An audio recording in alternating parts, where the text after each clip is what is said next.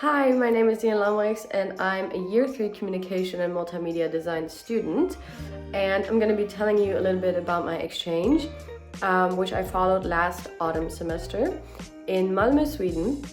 I followed 2 courses in interaction design, and I thought about telling a lot about how this was, but I'm going to show you a little bit first.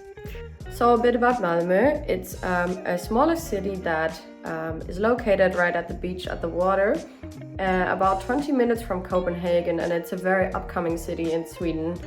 And it's very diverse, it's very international, a lot of people speak English there, so that's all very inclusive. To be honest, I didn't have many expectations before going to Sweden. I went into the whole experience with a very open mind, which I can only advise you to do as well. So I didn't have many visuals, as you might see right now up front. I didn't have a really big image of it. I guess before you go on exchange, you always make your own perception of what it will look like. But my advice to you is to go in it with a very open and clear mind. So I'm going to talk to you about a few potential fears you could have. For example, one of mine, probably the biggest one, was how am I gonna make friends? You know, how am I gonna create a social bubble? Because you don't want to be entirely alone there. But I would say that definitely don't worry about that, because Malmo has created this orientation week, which starts 1 week before your classes start. And I advise you to definitely attend that, because all exchange people are gonna be there. That's how I met my friend group, They also say that the people you meet there are probably the people you're gonna spend your exchange with. You don't have to, but it's very likely. And it's also, everyone is very open-minded. We're all in the same situation, so everyone's very open to meeting each other in this week. So yeah, I think if you go to that week, you're definitely gonna be fine. So then about English, because I know some people are afraid because they cannot speak English very well, or they think so. But I, to be honest, wouldn't worry about that. As long as you can understand English and speak it a little, you're going to be fine. I have 2 friends who either weren't comfortable or didn't think they spoke English very well. But by going on this exchange, your level of how well you can speak English goes up so much. So I definitely wouldn't let that hold you back from doing this exchange. About the program, also with this, I didn't have many expectations up front because I chose interaction design, 2 courses, and we didn't have a huge ton of experience in this area yet because the Swedes are very specialized in this area. And I do have to say that my expectations were different than what the courses really were, but that's not meant in a negative or positive way. It was just different, and I thought it was really cool.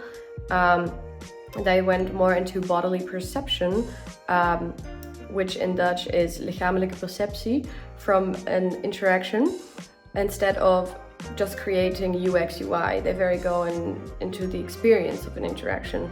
And also the philosophy, which I didn't, if you told me up front that I would get philosophy, then I would be like, okay, but there's a teacher who can explain that very well, and that was actually mind-blowing for me. It was one of the coolest seminars and lectures I've had, so that was really cool. And each course is very different, so it's also difficult to say exactly what you're gonna get when you choose an interaction design course. Then also some facts and some stereotypes that are not true about Malmo, Sweden. So some facts is the Swedes are a bit more reserved, or people would say introverted. They're more on their own, which is very true. Definitely in summer you can see people walking by themselves, reading a book at the beach. It's just the truth. In the supermarket, they will greet you, but you only get a hi. You will not get a full-on conversation as you could get in the Netherlands, which is okay. It's just a different culture. If you've done a bit of research, you may have heard of the word fika. And fika is a little bit like a coffee break, but not entirely, because it's more than that. People use it to take a break in their day and usually get coffee or tea with something sweet, like a cinnamon bun. A cinnamon bun is also very typical from there. In Swedish, it's called kanelbullar.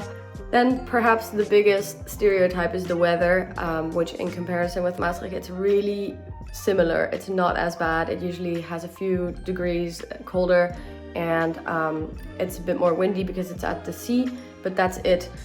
It's not winter storms or anything like that. If we have snow in Maastricht, then Malmo probably has snow. Usually the weather is very similar to here, so it's really not that bad.